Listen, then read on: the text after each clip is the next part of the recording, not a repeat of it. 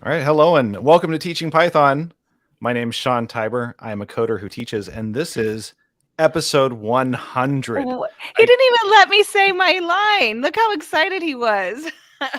Go ahead. It's all you, Kelly. Oh, and I'm Kelly Schuster Paredes, and look, it's episode 100. Well, we have a special guest joining us on the live stream today, someone who has not appeared on the podcast for the last 99 episodes, but we are excited to have him join us for episode 100. Welcome, Michael Kennedy. It's great to have you here. Yay. Oh, it's great to be here. Hello, Sean. Hello, Kelly. Hello, listeners. Thanks for having me. And congratulations on 100. This is no joke amount of effort to make it through basically 2 years of podcasting. So well done. It only took us 4, so I think we did pretty well. Yeah, how many episodes do you guys have on Talk Python? I was just talking to my daughter today. She asked for some reason. I have on one show on Python Bytes, we have 307, and on Talk Python, we have 388. So it's been 6-7 years we've been doing it. Yeah, it's pretty amazing. It definitely hits my weekly rotation as I'm driving in the car or doing the dishes. I throw it on, and that's a good segue into the topic this week, because it's all about motivation. And I have to say, you and Brian have kept me motivated over the last, I don't know, at least 4 or 5 years that I've been listening. It's really kept me going each week to have something new and exciting to listen to, and listen to all of the guests that you bring on to Talk Python. Yeah. You were one of our first people to pick up for the show for motivation, because as I was telling you pre-show, I spoiler alert for you, but you were the first person that Sean was like, "Have you listened to Talk Python to me?" And I'm like, "No." And then I remember going on there as a newbie, and I was scared. I was like, I am like the dumbest person here, but everyone was so supportive, and you were great, and just have really motivated me personally to keep learning. And yay. So I still remember my son seeing you. I still remember my son watching you on live stream. The picture. He's got glasses. Mm-hmm.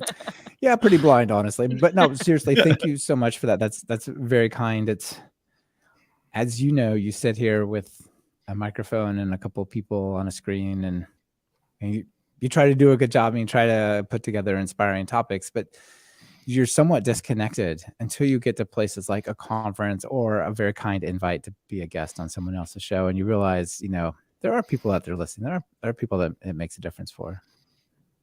100. And I've always had that moment whenever someone says, "Oh, I love your show. I've listened to it, so many times before." I'm like, "Really? Like, for real? That's you actually do? That's amazing." Yeah, it's incredible. And I've had people come up and give me a hug and say, "Thank you. You've gotten me a job and it changed my life," or other things along those lines. You're just like, wow, that's awesome. Thank you.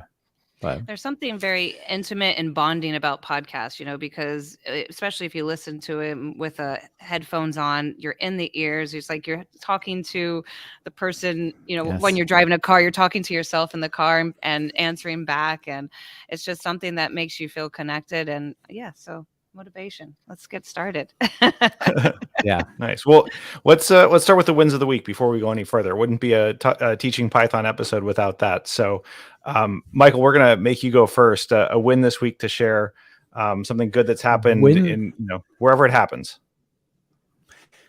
Yeah, I'll keep with the podcasting theme. I got 2 great shows out, and really just I love being able to get things put together that I think is good work and shared with people. I got a YouTube video produced. I'm trying to do more of that. I'm trying to reach people from different channels and just try to inspire them. And so, every time you make a little step forward, you learn something and you get a little bit better, a little more comfortable to do it again. So just making progress on the creator side of things, I guess, is my wins. Nice. Yeah, I already feel all okay with being on live stream without, after 11 hours of work. Exactly. You want to go, Sean? Go for it. Sure. I mean, my win this week is Halloween themed, and it really came about because my kids were dressing up and they had great costumes. My son wanted to be Maverick, and he had the aviator sunglasses and the haircut and everything. He was, one step away from the cockpit of an F-18. My daughter was Carmen Sandiego, and which I, as a huge nerd and a big fan of the original games. I love that. So I was like, I have to come up with a costume, and I was really struggling to put it together. And then I realized I could be Dr. Heinz Doofenshmirtz from Phineas and Ferb, which is one of their favorite shows. And I Beautiful. put this whole thing together, this costume, over the course of a couple of days. And my favorite part was I made a black hole in a boxinator for them, because everything has to be in a nator of something. And I basically took a random cardboard box from my garage, spray painted it black, threw some stickers on it, and then I 3D printed a self-destruct button that I designed in about 15 minutes, and 3D printed. And I really felt good about it, because I'd spent a long time learning how to design stuff in Fusion 360. And when I needed those skills, I was able to pull them out, make it work, get it printing, and it all came together really nicely. So it felt good, and the kids loved it. And I got interrogated really hard on my character backstory. So I think I did okay. I got disappointed though, because I asked him, okay, cool, what does it do? And he's like, nothing. And I'm like, oh, what? Is that coded to light up with NeoPixels? I'm very disappointed. Version 2.0. This is just an MVP. And here I was, Lucille Ball, nothing fun. I'll send you pics. You can only imagine. If we didn't have Lucille Ball, there wouldn't be a Star Trek. So Oh. she's pretty amazing. Okay. Yep. So quick, my win. I'm starting to finally dig into the room after coming back from COVID, and Sean, trying to say this politely, moving up in the world. All of his projects have been kind of shoved into a couple of boxes, and pulled out the light up question mark that he made before he left. And it's hanging on the wall after almost 2 years since you making it. And I gave it to a kid. I was like, can you just Google this thing and figure out how it works? He comes over. I thought it was supposed to be coded. It's an app. And I'm like, of course it is. He's like, done. And I was like, what? It's that easy? It's been in a box for 2 years. It's that easy. So I had Just the an question app. I mark. could do it. It's just an app. So he's like, okay, next project. And I'm like, 3D printers, let's go. I'm just pulling stuff out, all these things. So the next we'll be working on the hand sanitizer one day. I'll let you know how that goes. I So it's a good win. I have some docs written up for that. It'll be okay. Excellent. So it feels like a little bit of Tibers back into the room, and all these projects out of a box. So it's going to be a good one. Nice. Cool. All right, so let's jump right in. And what we came up with is a kind of a top 10 list of sorts, just from folks that we know and our own personal ways to stay motivated. And I think we could go around each of us. And Michael, I know you sent us something earlier, so I'll have you go in position number 2. Oh no, I haven't to give list. him the sheet. Probably doesn't have it. Well, that'll give us a little bit of time to start. Go for it. So number 1 that I have is finding a support system, right? So that network of people, even if it's just 1 or 2 people that you're accountable to, that are asking you how's it going, or checking in on you to make sure that everything's going okay, really helps you stay on track and stay focused. At least for me, there was a point in my life where I was running quite a bit, like literal running. I was training for half marathons and everything. And just having a group of people to go run with made all the difference, because it was someone that would say, where were you if you didn't show up? It made it like really hard to avoid the running practice if you knew that there were going to be people there that missed you. So I've found that when I do that in my coding practice or my learning or wherever it is I'm trying to accomplish something, having that support system there that helps you stay motivated and make sure you're accountable goes a long way. And so Kelly's my support system on the podcast. She's often the one telling me, hey, when are we going to publish that episode, or how's the post-production going? There's the accountability that makes it happen. Yeah, well, that leads into mine, right? So mine's always been a peer pressure, what motivates me. And I have to say positive peer pressure for those people that are very, very nice, but really the negative peer pressure actually works best for me. Whenever someone says I can't, or, well, you've only started coding, or I don't think you have enough time for that, it really kind of ignites a fire of I can do it. And it's not that the person's trying to be mean. Usually it's because they're watching out for my my stress levels, my work levels. But it's like it gives me that extra motivation. always take courses, and it's constantly someone saying to me, you have to stop taking so many courses. You have to stop doing this. And I personally, I just like to know a little bit about a lot of different things, because I feel that if I can't provide students with a direction because I don't know about a little bit of things, then I'm doing them a disservice. So that peer pressure, whether it's positive or negative, and Sean's always like, you can figure it out, go figure it out, walk away, go do it. It kind of helps. So that keeps me like big motivation. Michael, does this resonate for you as well? I know you've worked remotely for many years. And absolutely. Where do you find your network? Well, in terms of having peers in the network to do things, I agree with you, Sean, that's really, it's very important. And on one hand, there's the accountability side. For me, that's not so important because I'm pretty good at, once I get, perhaps this is a personality flaw, but I get really into things and I maybe overdo it in terms of diving into them.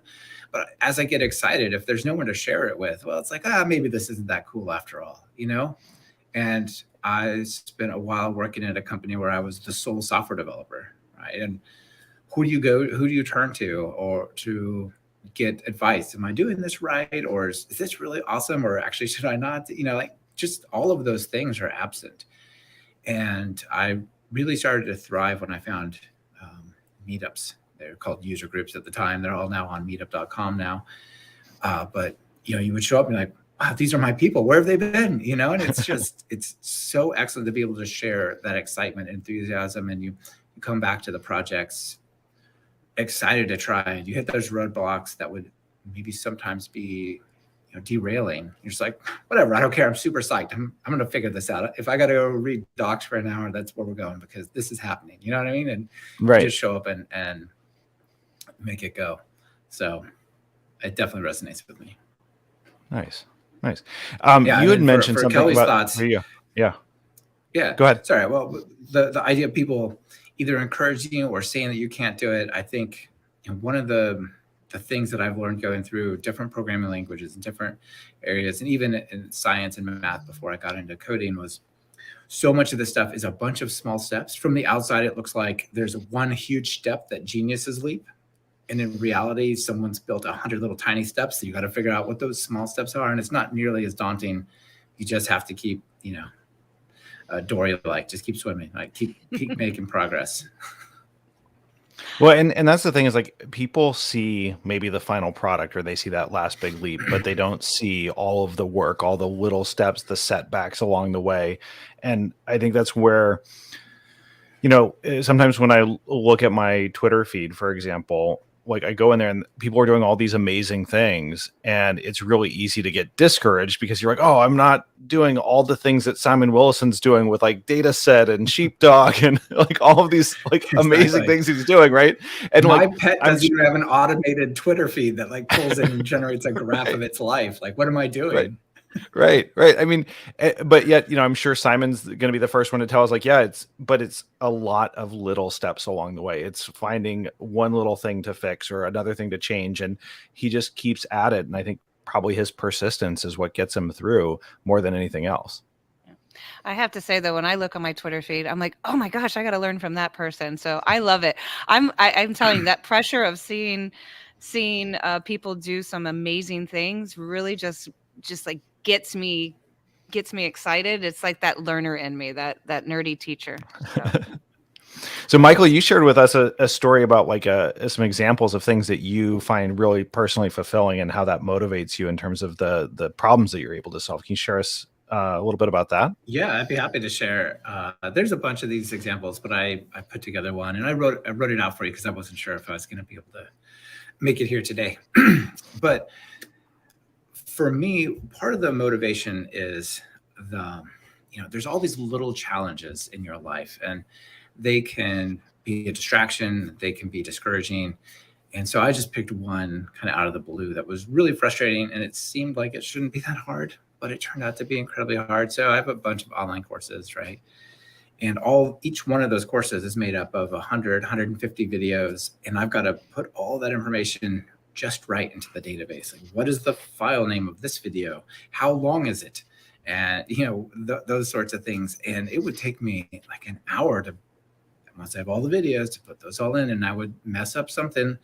This video says it's 15 minutes long. It's really 5 minutes. And somebody would complain, this is wrong. I'm like, God, there it goes again. And I never looked forward to it. Obviously looking forward to being done, but it was just one of those things. You're like, oh no, I got to do this. Here we go again. Right. And I was even going to hire somebody whose job it was just to make sure all that stuff was right and do it. And I could hand it off to them, like on a part-time basis, obviously. And I realized, you know what? I'm actually a programmer. I could probably just automate this. And it took me 2 hours to write this program. And then instantly I just opened a command prompt, type one word, and boom, it's already just copied right in the format that goes in the database, right into the clipboard. Even the program puts it in the clipboard for me, so I don't have to go back and select it. Like it's brilliant. And it's when you can solve, it's like one line in Python, paperclip.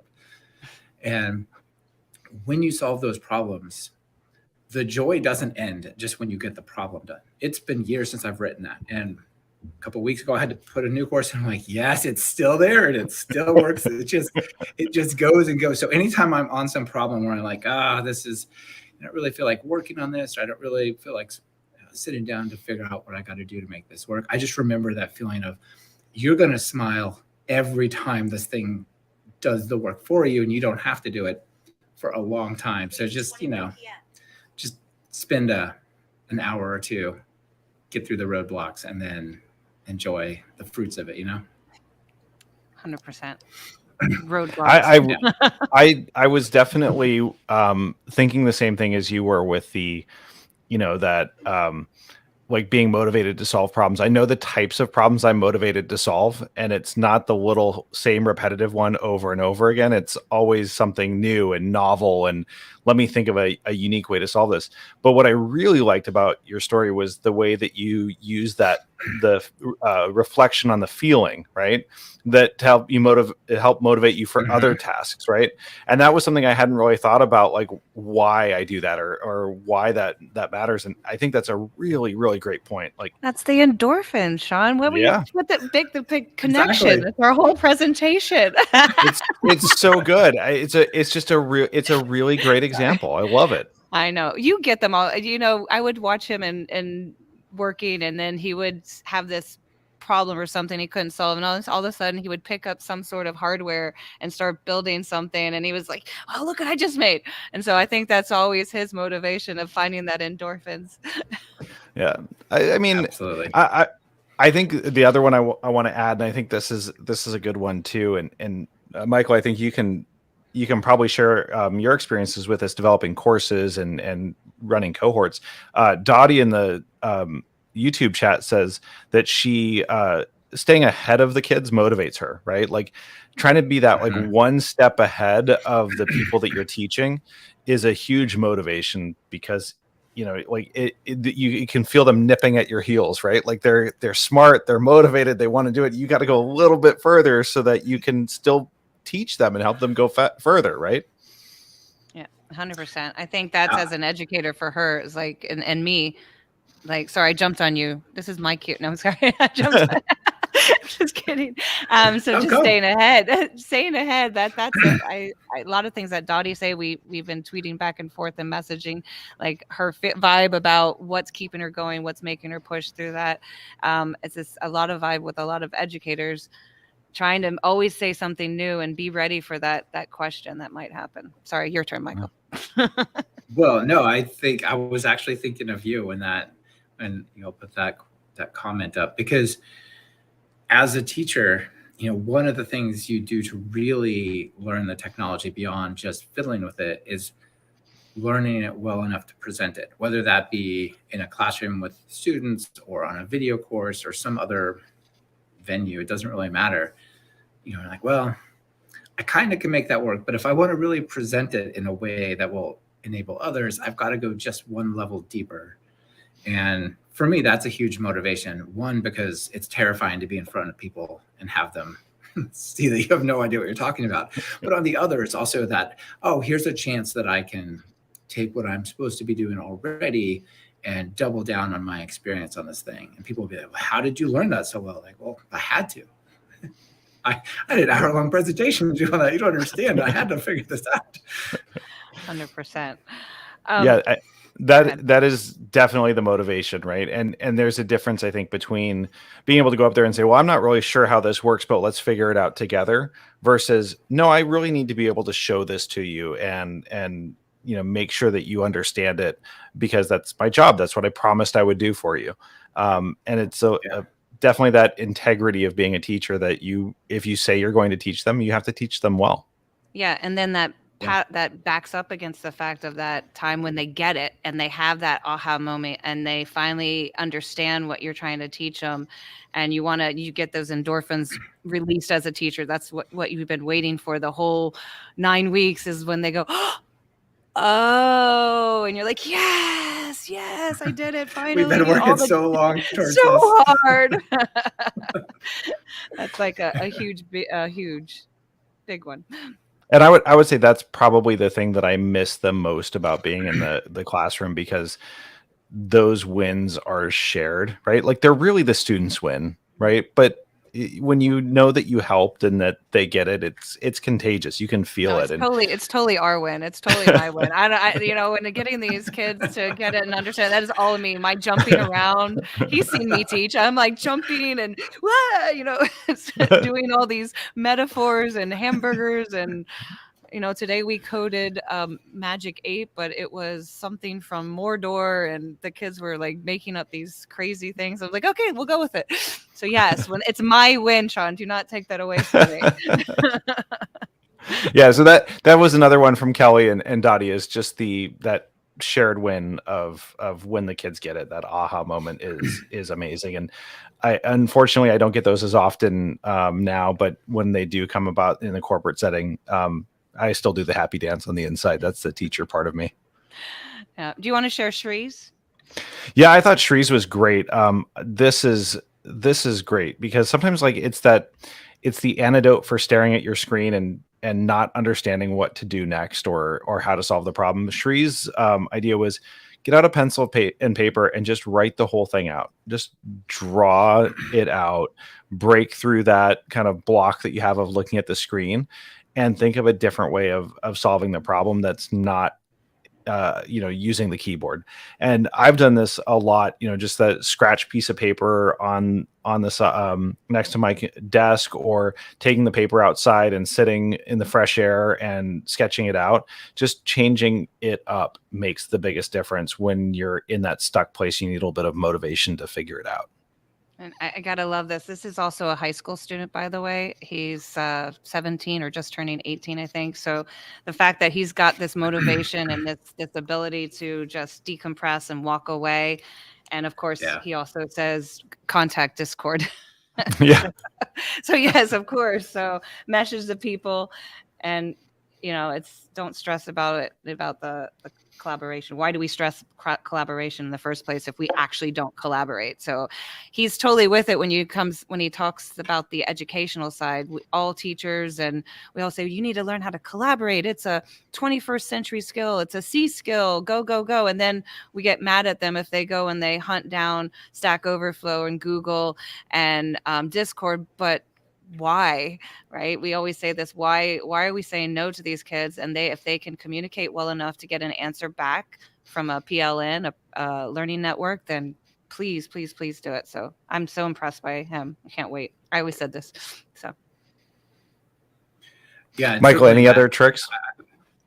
Sure. Well, first of all, circling back to the support network and stuff, we made it sound like, these physical experiences where we're at a meetup, or we're at a company, or we've got colleagues at a school.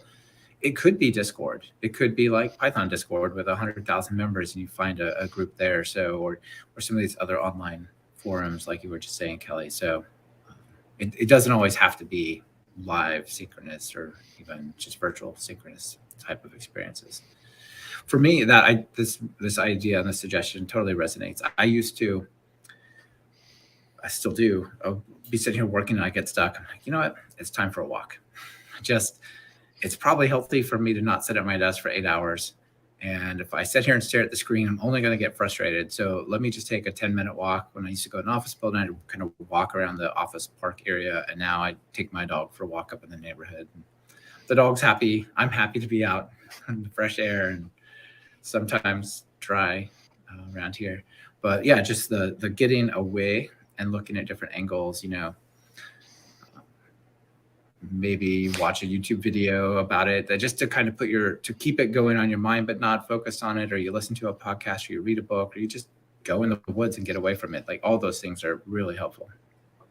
Yeah, that we got a message from Nick Tollervey, the creator of Moo, with his team, just talking to him, and it goes along the same idea with Barbara Oakley. Always talks about diffuse learning. And Nick says, when I'm stuck, I go play music. So by ignoring the problem while retaining some sort of level of concentration and doing something that's completely unrelated, he finds that his mind's like going over things in the background that he doesn't really think about, right? And it feels like it's, and he says it's helpful to deliberately ignore the problem so a different part of one's brain can swing into action. And I just love the way he writes. And so I'm going to have to read this.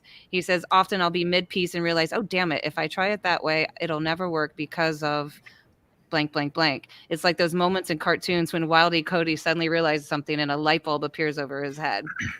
And so, and he goes on to say, but I'll let you comment on that. Oh yeah, I'm gonna bring Brian in while we're right in the middle of this. Welcome, I'll Brian. finish up while he's coming back. We'll wait for. And I think that the subconscious mind is so good at solving problems, and it's hard to engage it. But I really like Nick's idea. If you focus on something, go play pool or go for a bicycle or motorcycle ride, or just like something that kind of takes concentration. Watching TV won't do it, but something that takes a little but not a lot of concentration. Oddly, it's powerful, but it's hard to do on demand. He says it's like being British. They have a notion that it's a cup of tea bug. And he first heard about it in his first job as a software developer. When you're stuck, go make a cup of tea. And in the same way, playing music, you step away, ignore the problem. So does boiling a kettle. And he says this gives it an added advantage. You get to have biscuits and dunk your tea. Gotta love Nick. He has so many other ones, but I'll let you. Well, I love this, and I think there's something there for everyone with that, right? Like I think that watching TV is a good example. It doesn't really help, but I found kickboxing. I've had ideas while I'm kickboxing and like my mind is free spinning while my body is exercising. Running is great for this. Walking's great for this. Physical activity, but then music. Like drawing, something that just engages your brain in a different way while letting the kind of verbal centers kind of process the language seems to work pretty well. Hi, Brian. By the way, interrupted a segue on that. I surprised Sean. I was like, by the way, Brian's coming in. Yeah. So congrats everybody in the 100th episode. That's awesome. Thank you. We weren't sure. Brian's was feeling a little bit down in the weather. It must be cold, getting cold. I think I went to Chicago earlier this month, and I just have been feeling bad for like 2 weeks, but I'm finally getting better. So yay! Yeah, it's an episode about motivation. So what motivates you when you're stuck? Well, podcasting wise, it's Michael. So one of the having somebody doing it with you, and I'm sure you probably have already covered this already, but having both you, Sean and Kelly together, you stay there for each other every week. So. That helps. But the little comments, like every time I'm about ready to go, I don't want to do this anymore or something. I'll get somebody that sends me a note that says, I feel like I'm the only one in my area that thinks like this. And your podcast or your blog or your something helped me realize that there's more of a community out there that thinks like me, or things like that. And I'm like, oh, this is cool. I'll keep doing it for a while longer. So other people, but money helps too. I'm a teacher. I don't make any money. Well, I have to tell you, if it wasn't for Kelly, I think we teaching Python would have been over after episode 2. So it really does make a difference. Yeah, Oh. so it probably doesn't apply to you too much, but like for instance, so Michael's got his courses. I've got other podcasters have things that they're selling. I have like the book, but I have a course now. So, but I know, I mean, the book is done really well, and I think in part that's because of the podcasting. So, um, uh, making sure that you are still in as part of the conversation. Helps to make people remember that if they really like what you're talking about, maybe they'll send some money your way for people that have something to sell. Yeah, I think that kind of goes on to one of my other motivators is like focusing on these emotions, the positive emotions from Twitter. Whenever I have an issue on the Twitter, and whenever I don't have a positive tweet or LinkedIn post, I go to my daily affirmations, or I'm like Motivational Monday is what we do in school, and finding those quotes or something that I can just say positively. And this one quote, and I don't know, maybe you guys match Patrick McKenzie. He's a pretty popular coder, but I don't know him. Says every great developer got there by solving problems they were unqualified to solve until they actually did it. And it's things like that. I'll keep saying, okay, I can do this. I can do this. Positive motivation, focusing on my positive energy, and getting positive emails from listeners always helps. Yes, 100%. The That quote completely describes my first job. really. Yeah. Well, like motivated for, I know that a lot of people listening to tech podcasts are learning to code or learning to be teachers or tutors or whatever. That keeping I mean, motivation around that can be a struggle, and knowing, I think that imposter syndrome stuff is real, and I think knowing that a lot of people, it's inevitable that people show their best side. So when you look at people like just doing awesome stuff and you're like, I don't do that, they're not doing that all the time either, so you're just seeing the good stuff. So it's okay to not be the rock star, and it's also perpetual that I follow people that are knowing more about the thing that I want to learn about. So I am inevitably always following people that know more than me about whatever I care about. And so then you can, if suddenly I feel like I know more than somebody, I probably am not going to keep reading their blog posts. So it's okay that like it seems like everybody knows more than you. It isn't true. It's just the people you're watching know more than you. So. Well, and I think the other thing I always used to explain to students, and I still do this with interns, is that, they're seeing the version of me now that has gone through all of this, but they haven't seen me bashing my head against the keyboard for the last 20 years, right? They didn't see me struggling to complete my first coding class, and they didn't see me, failing that build 35 times before I got it right on the 36th, right?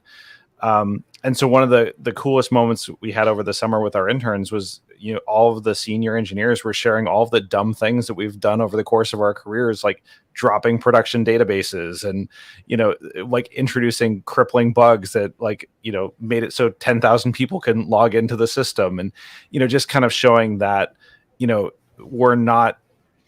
we didn't always behave this way, right? Like, and even at this point, we're still making mistakes and we're still struggling our way through and we're still figuring it out. It's just, we've maybe picked up a few tricks along the way to make it a little bit easier and less painful.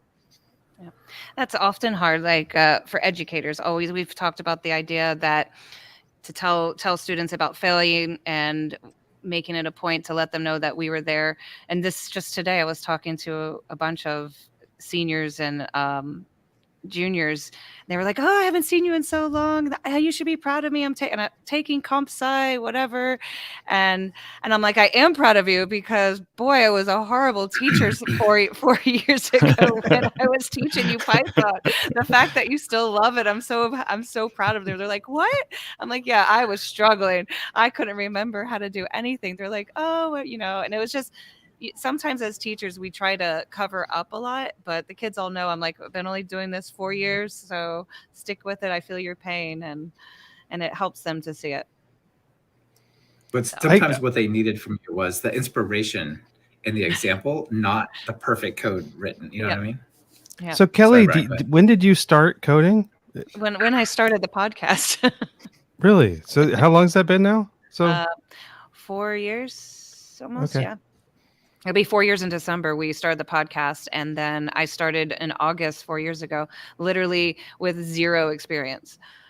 see, that's incredible. I don't know how I'm in awe because I was coding for decades before I decided to try to be public about it. Yeah. Um, I just code in Python. That's all I say. I don't know anything else. And then but it's a language that that really lends itself. It lends itself to a lot of kids. It lends itself to um, a lot of different types of learners. I think it's just one of those things that it's very adaptable. So we won't go into that show. I can go on, but I want to add on to someone who motivates, Eric Mathis from Python Crash Course. He sent me a message. And he sent me two. I'm going to read the second one because it goes in line with what we're saying. But he says he's motivated by Simon Willison, who is the co-creator of Django.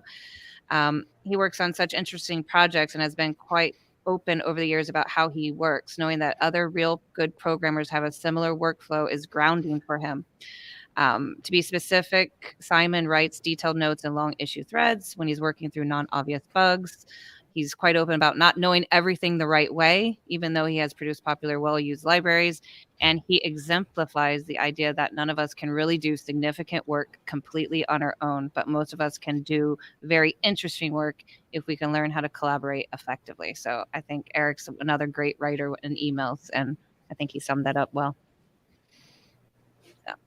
hands down, Simon's amazing.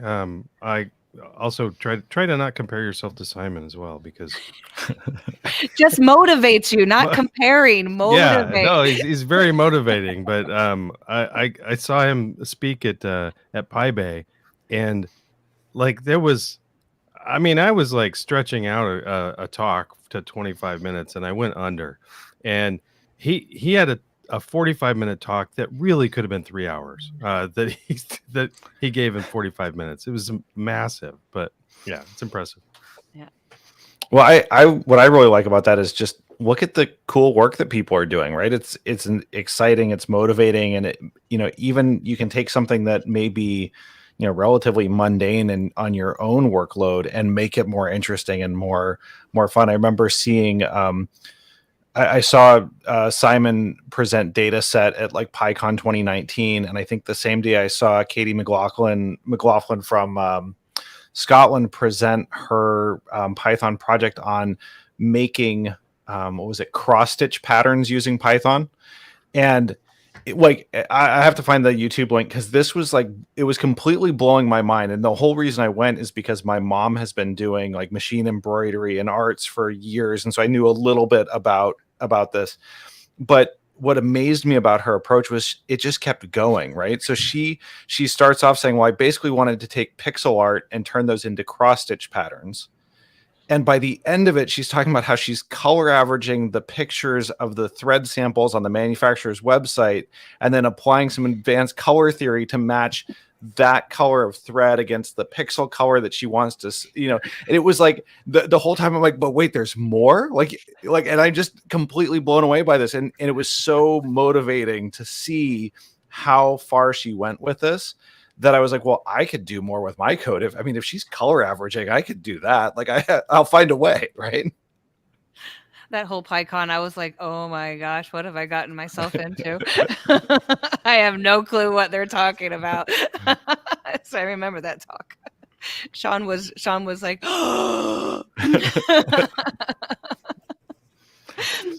Right. So yeah, I don't know what number we're up to, but just PyCon is motivated. PyCon, motivation. I think that's almost our list. I don't know if anyone has to add anything else. We're out of silence, and we're at good time too.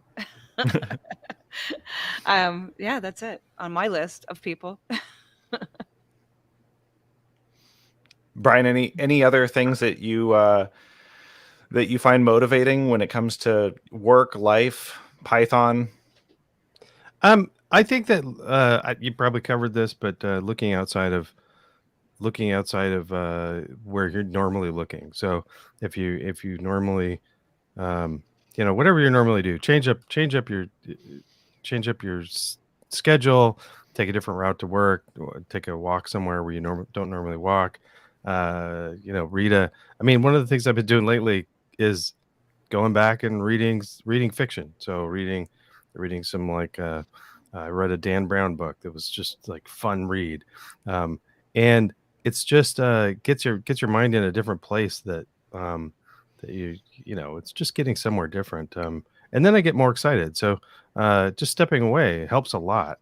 There's a lot of courses, a lot of books, a lot of podcasts that I want to do in the future, and sometimes you got to recharge those batteries. So going back and doing something else just something you enjoy, and then coming back to it. And I also think that I don't know if you've covered this, but it's okay to not be motivated sometimes. It's okay to just slow down. I've been doing that with Test and Code. Test and Code is not dead, but there hasn't been an episode for months. And so what's going on with that? What's going on is I'm focusing on family and cooking and reading books and doing some other things for a while so that I can recharge. And when I get back to it, I can have the energy to give it 100%. So I agree with that. Sunday was my binge day. I watched the entire series of this, a couple episodes of this new series or whatever. I don't know if it's new. It's about this autistic Korean lawyer. It's really good. It's you have to read everything, so it's actually you focus a lot because you're reading the entire time, and the kids are like, "Why are you watching this?" But it's really good, and she looks at solving solutions always through the idea of these whales, and so yeah, I think when you shut down and you just stop, and you take the time to go watch a soccer game, go play with the kids, go binge on some TV, you come up and you're like, "Okay, I've done nothing for 24 hours. Let's get started." So. Good one. Forgot about that one. I think the other. I like the idea of seasons.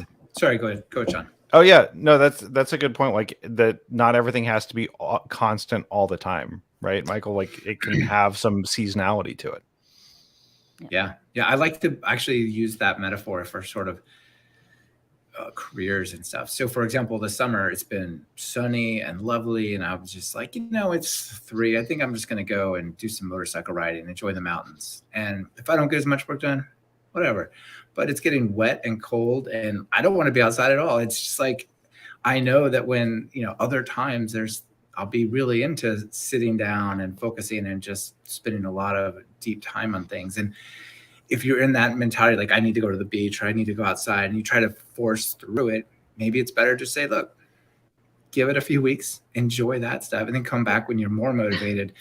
I think that might be a bit of a path to burnout when like I would really rather be doing something else, but I know I need to force myself to like make this step or go through those things. And then you kind of don't really enjoy it. Whereas a little bit later, maybe like, this is exactly what I want to do. And I'm thrilled to be doing it. Unfortunately, there's no seasons in sunny South Florida.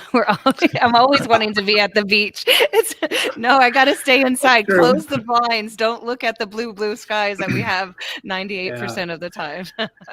I lived in San Diego for a while. Same problem. Okay, well, like seasons of TV shows or sort of thing. Right? Yes. Yeah. Excellent. You have a pumpkin spice season, that when they have those available at Starbucks, that's, I guess, fall in South Florida. The leaves don't change, but the, coffee flavors do. Exactly. Like another way that I think of it is, are you new at your job or are you new in a career? You might spend that extra time really spending 2 hours a night learning about a thing. You're not going to always do that. You might do that for 6 months until you're kind of up to speed, and then you'll go through like a different phase. And so metaphorical seasons, but I do understand the problem with Florida. Yep.